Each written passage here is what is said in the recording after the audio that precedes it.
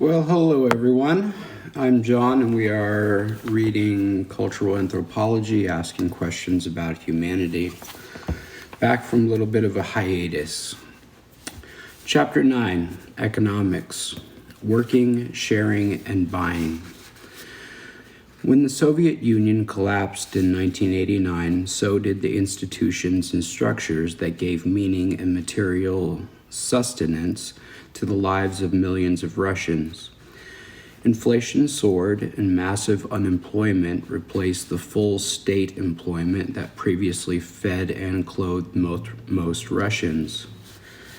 Most people face great scarcity, while a handful grew astonishingly wealthy. With its vast natural resources, politicians and economists predicted Russia's quick transition to free market capitalism and Western-style democracy. But it is now clear, several decades later, that the transition from state socialism has been complicated, uneven, and not easily destined to end in Western-style capitalism. So how have people survived in their day-to-day lives? In some respect, people have gotten along as they did under socialism. One strategy is what Russians call blat, which refers to the give and take of favors among personal contacts to obtain hard-to-find goods and services, including food, well-made clothing, help fixing one's car, or assistance at the Ministry of Trade, getting an important permit. Blat is based on long-term trusting relationships among family, friends, and neighbors. It differs from bribery, which Russians sometimes use when they have no personal connections. Blat was common during the Soviet era, when shortages and restrictions on consumption were frequent. In post-Soviet Russia, people do use money to buy things, but blat has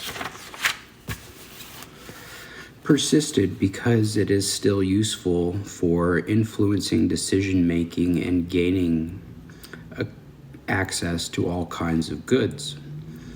Barter, the direct swapping of goods, is another pervasive survivor of the Soviet period of Russia. It is especially useful when money is scarce or unreliable because of high inflation. Institutions and businesses, not just individuals, rely on barter to get what they need and want. For example, a collective farm might give meat to the electricity substation in exchange for its power, give milk to the local school for the farm children's education, and so forth. But the decline of state socialism also created new economic realities and opportunities. For example, many small-scale traders bring goods like blue jeans and household electronics from other countries, a practice that was illegal during the Soviet era. Illicit protection rackets for small business owners have also flourished, permeating nearly all aspects of society in Russia. The Western media have dubbed these rackets mafias because of their reputations for bribery or brutality. The Russians, however, call them krisha, which translates to roof. Krisha demand payments in exchange for providing protection, or a roof, to businesses and individuals from exploitation by criminals or corrupt politicians, as well as other services like coupons for rationed goods. Together, these relationships and practices have helped many people find their way through a complex new world of novel goods, lower wages, and puzzling new regulations to avert the most severe impoverishment. But protection rackets and economic uncertainty have also created widespread anxiety, disillusionment, and mistrust among Russians. Many Western economists view survivors of socialism like blat and barter and the emergence of new actors like protection rackets as irrational, even corrupt. because they prevent the growth of markets and democracy in post-socialistic economies. The Western capitalistic view, however, has several problems. First, markets have existed in these countries for a long time, even during the Soviet period. The second, people in these countries know that to get things done, they have to work within existing social hierarchies and relationships. The fact is, the economy that has taken shape in post-socialist Russia does not exist independently of local social relationships, cultures, and moralities. In fact, all economies are shaped by these factors. At the heart of anthropology's interest in economics is the following question: how do people get what they want and need to live? Embedded in this larger question are the following problems around which this chapter is organized. Is money really the measure of all things? How does culture shape the value and meaning of money itself? Why is gift exchange such an important part of many societies? Why does having some things make you cool? Are there distinct cultures of capitalism? Anthropologists who study economies and economic activities are interested in not only how people satisfy their needs, but why they want certain things in the first place. Although we have long debated the exact nature of the relationship between economy and culture, the two clearly interpenetrate each other, and one cannot be fully understood without the other. We begin exploring this relationship by considering the nature of value. Is money really the measure of all things? Many North Americans and Europeans are accustomed, if not also deeply committed, to the idea that money is the measure of all things. We hear all the time that everything has a price and that the price of an object reflects its real value. But consider these questions. What would be the price in dollars of the original Declaration of Independence of the United States? A favorite blanket you have had since childhood, the Wailing Wall, Jerusalem's most sacred Jewish site, an antique gold wedding band that mothers have passed to their daughters for 7 generations. Somebody could try to set dollar values or even try to buy or sell them, as when experts on the Antiques Roadshow give market values for heirlooms. But some objects and relationships carry such sacred or special qualities that they can never really be reduced to a monetary equivalent, even in our own society. The awkwardness you might feel thinking about people doing so, as well as the controversies that erupt when someone tries to sell something over the internet, such as human body parts, virginity, Holocaust memorabilia, and so on, suggests that some deep set of processes defines what is an acceptable economic transaction, what is not, and how we establish monetary values for things. Those processes are cultural. Culture, those collective processes that make the artificial seem natural, not only shapes what is acceptable to transact, but how and why the transaction will take place and how the objects or services being exchanged are valued. Culture, economics, and value. If money is not the measure of all things, where exactly within the process of culture does value, the relative worth of an object or service, come from? Economic anthropology, the sub-discipline concerned with how people make, share, and buy things and services, has considered this question for a century. Economic anthropologists study the decisions people make about earning a living, what they do when they work, the social institutions that affect these activities, and how these three matters relate to the creation of value. Although both anthropologists and economists study the origins of value and how economies work, they generally have different goals. Economists typically try to understand and predict economic patterns, often with a practical goal of helping people, usually those with wealth, hold on to and increase their wealth. They may describe the economic lives of less wealthy sectors of society, as one pair of economists recently did in an article entitled "The Economic Lives of the Poor."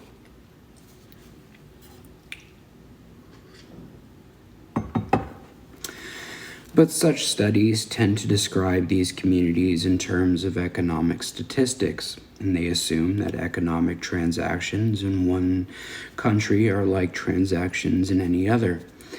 Anthropologists, on the other hand, do not assume transactions are the same everywhere, recognizing that culture shapes the character of any transaction.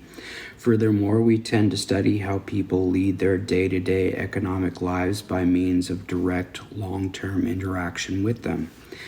As a result, we tend to focus more than economists do on understanding the world's diversity of economic systems, the structured patterns and relationships through which people exchange goods and services, and making sense of how the world's diverse economic systems reflect the shape particular ways of life.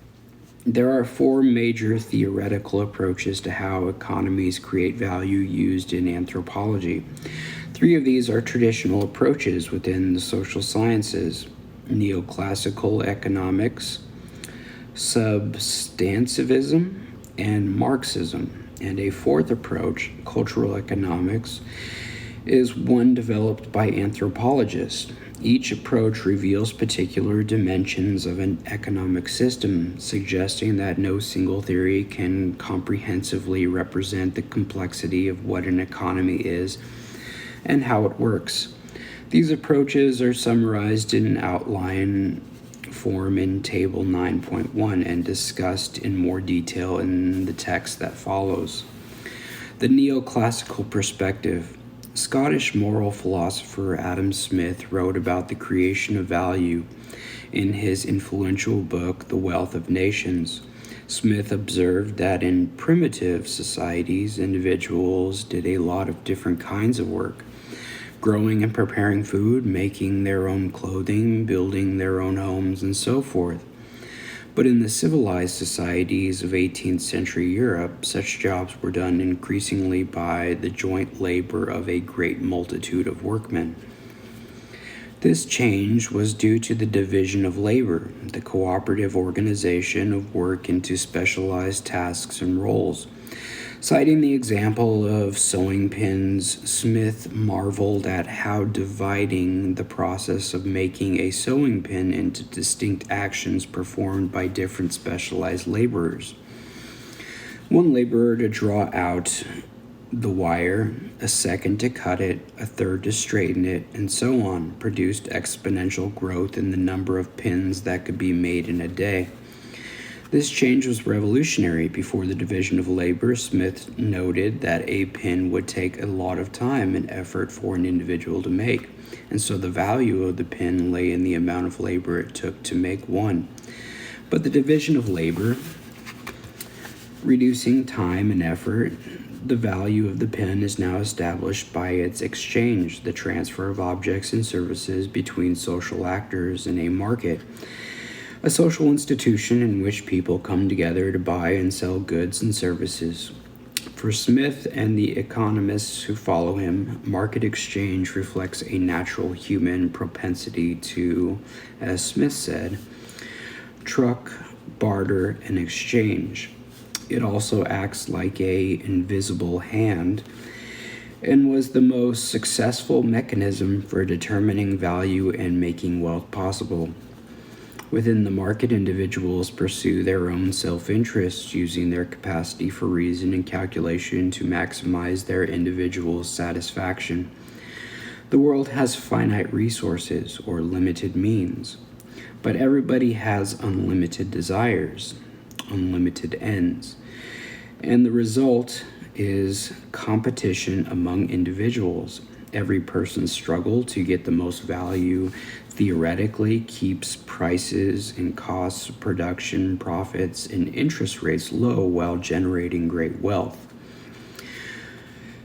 This theory is the foundation of neoclassical economics, which studies how people make decisions to allocate resources like time, labor, and money in order to maximize their personal satisfaction. Among anthropologists, this influential theory has provoked a long debate over the nature of the economy. It is, we will see, basically an unresolved debate, but exploring the positions illustrates how anthropologists interested in the relationship between culture, economics, and value have applied and criticized neoclassical thought. The substantivist, formalist debate.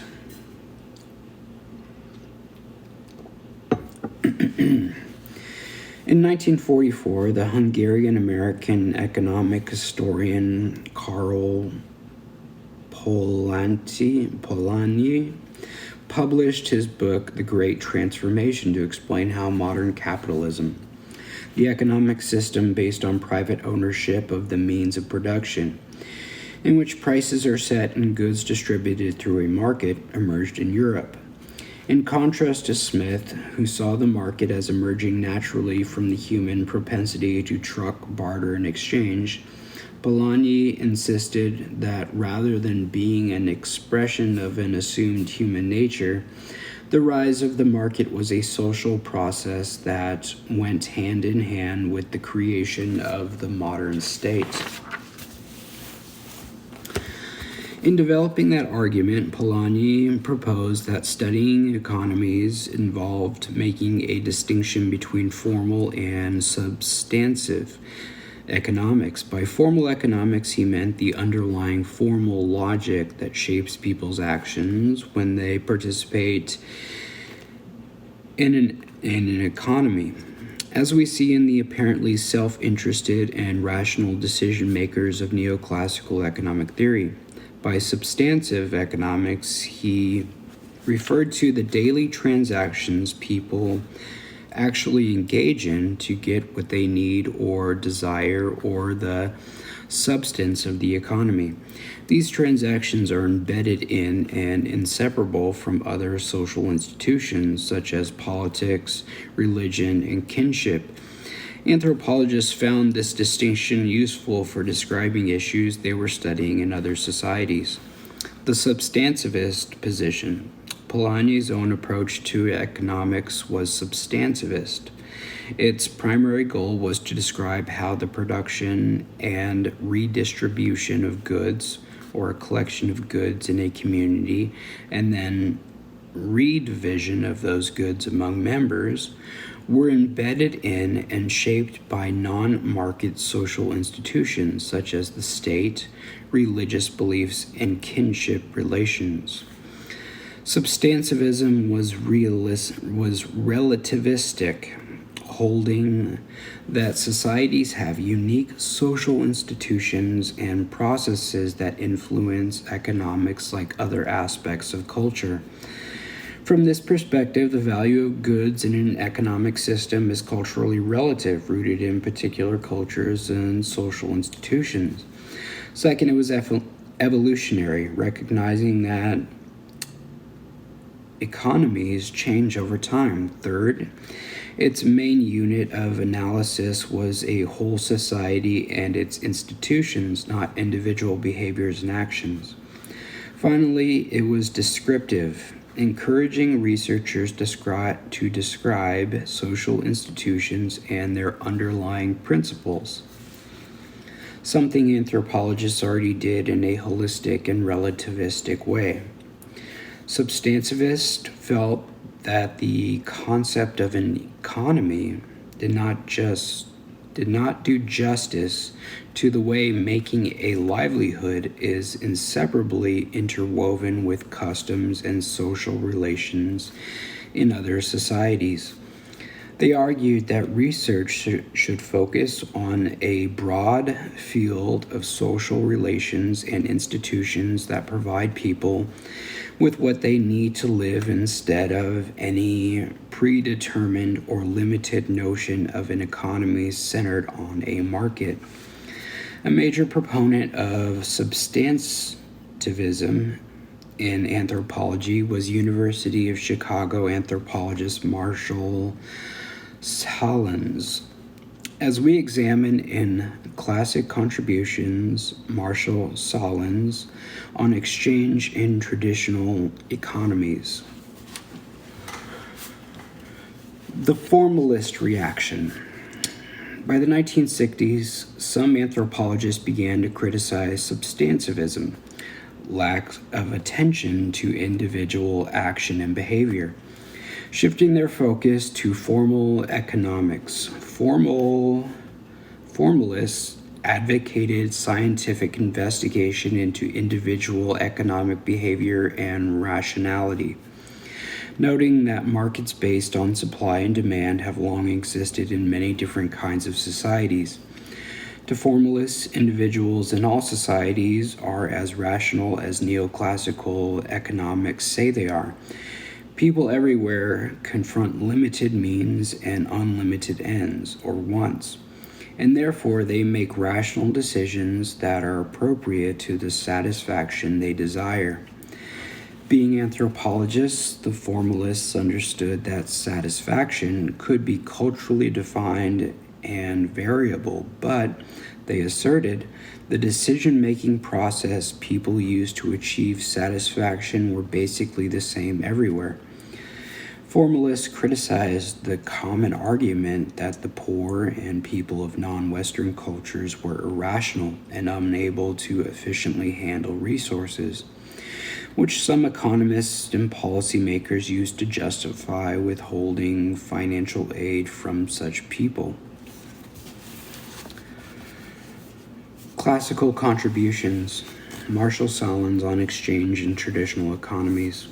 Since the 1950s, cultural anthropologist Marshall Sahlins has been interested in differences and similarities between the economies of small-scale non-Western societies and those of Europe. The following excerpt comes from Sahlins' statement about the nature of the economy in societies with non-industrial technologies, illustrating substantivist economic theory's emphasis on the social nature of economic transactions. To distinguish it from the modern capitalist economy, Sahlins calls this sort of economic system one of primitive exchange. Although anthropologists no longer use terminology like primitive, two important elements of Sahlins' explanation are that 1. Nearly every transaction involves a social relationship, and 2. Production is organized by families in what he refers to as the domestic mode of production. What are in the received wisdom non-economic or exogenous conditions are in the primitive reality the very organization of economy.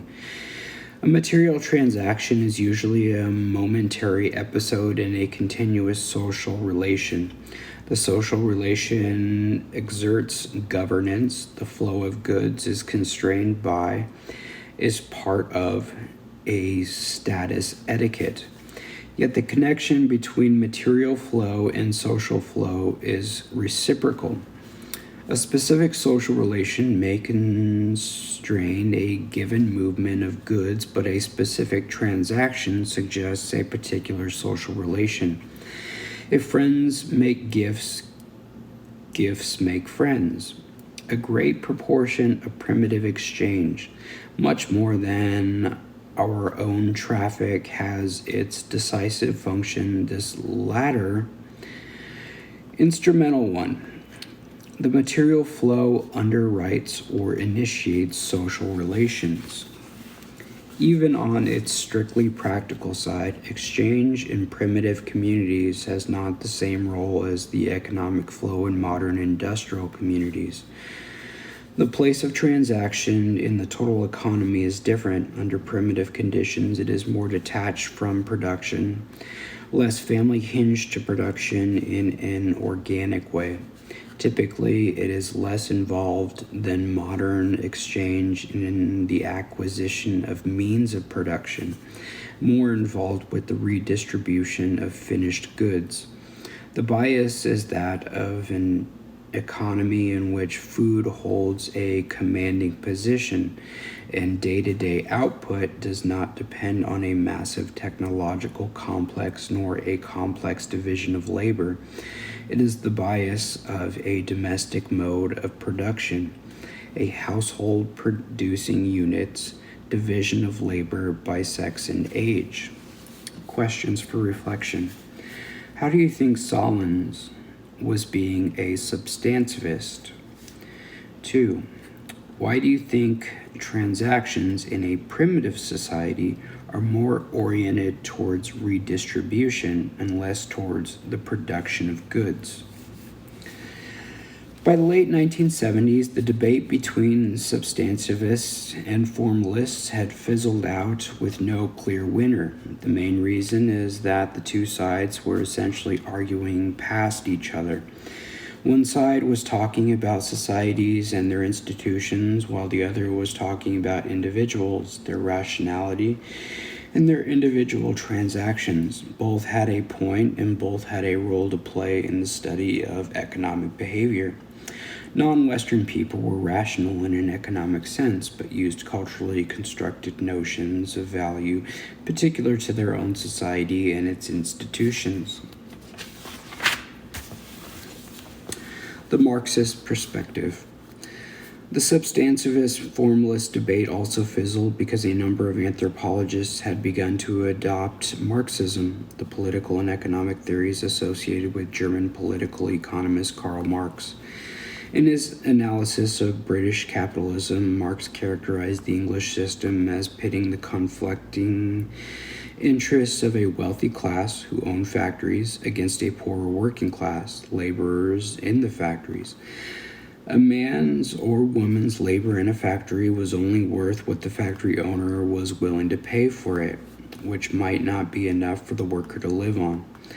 At the heart of this system, Marx argued, was a division of labor that produced inequality and conflict.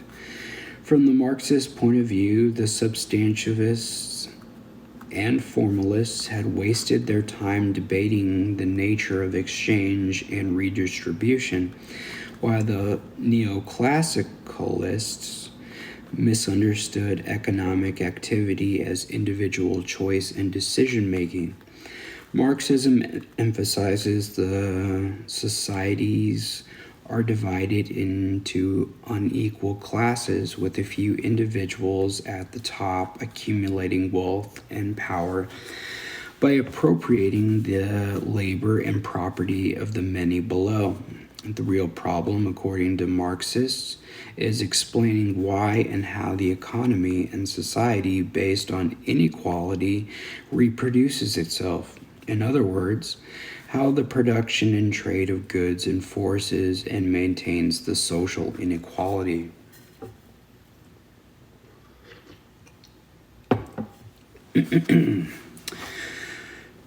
Marxists use the concept of surplus value, which is the difference between what people produce and what they need to survive. To address this problem in a capitalist society, workers create greater output than they get paid, generating surplus value. For example, a worker in a widget factory might make $35 of widgets in an hour from $5 of materials, but only gets paid $10 per hour. What happens to the $20 of surplus value? The owner of the factory, who controls the means of production, the machines and infrastructure required to produce the widget, appropriates it.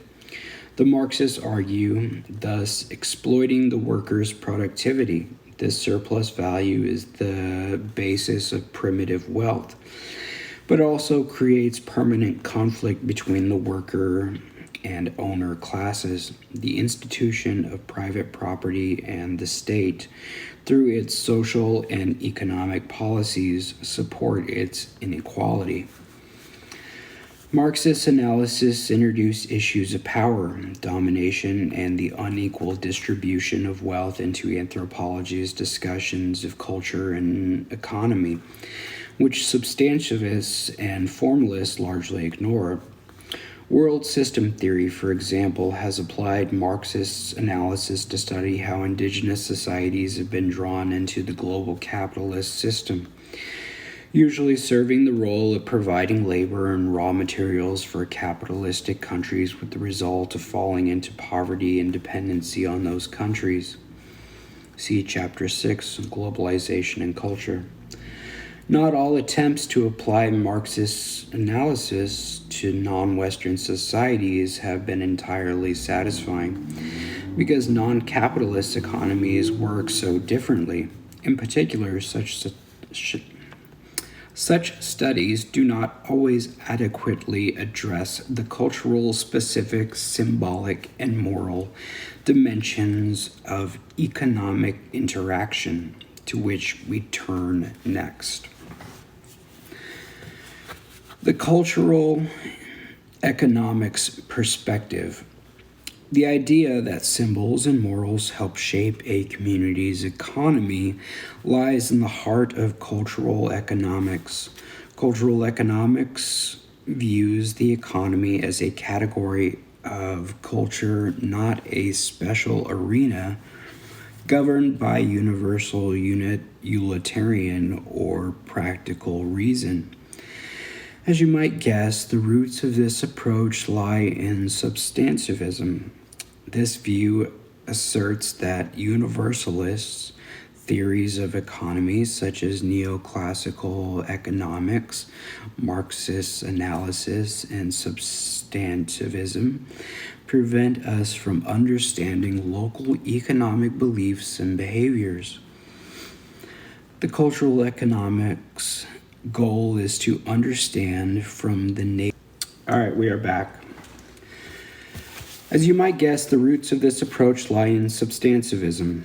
This view asserts that universal theories of economy, such as neoclassical economics, Marxist analysis, and substantivism, prevent us from understanding local economic beliefs and behaviors. The cultural economics its goal is to understand from the native's point of view the local beliefs and cultural models that guide and shape economic activities. All right. To the cultural economists, a close relationship exists between the words value, which is desirability, and values, which is moral norms. Both refer to the symbolic expression of intrinsically desirable principles or qualities. This relationship also implies that moral norms and economic activity influence each other. Anthropologists working in this vein have been especially interested in prestige economics. Economies in which people seek high social rank, prestige, and power instead of money and material wealth. In indigenous Mayan communities of Guatemala and southern Mexico, for example, men have traditionally participated in the cofradia or cofrida system, a hierarchical system dating from colonial times that combines civic leadership and Catholic religious authority. As they enter higher offices with greater responsibilities and power, these men also have the obligation to spend more of their personal money and other wealth on community fiestas and infrastructure. Some will go broke or deep into debt doing so. Underlying this system is a moral philosophy, rather than individual self-interest, emphasizing that the path to status and rank requires an individual to share generously with others, whatever material wealth he has. Of course, people are not culturally programmed actors who automatically or continuously act out traditional roles scripted for them by their cultures. And cultures change. In recent years, for example, Kofrita systems have been eroding as many Maya have converted to Protestantism and rejected the system's allocation with the Catholic Church. Others migrated to cities or other countries because of economic and political pressures. Similar kinds of changes are happening all over the world to traditional economic systems.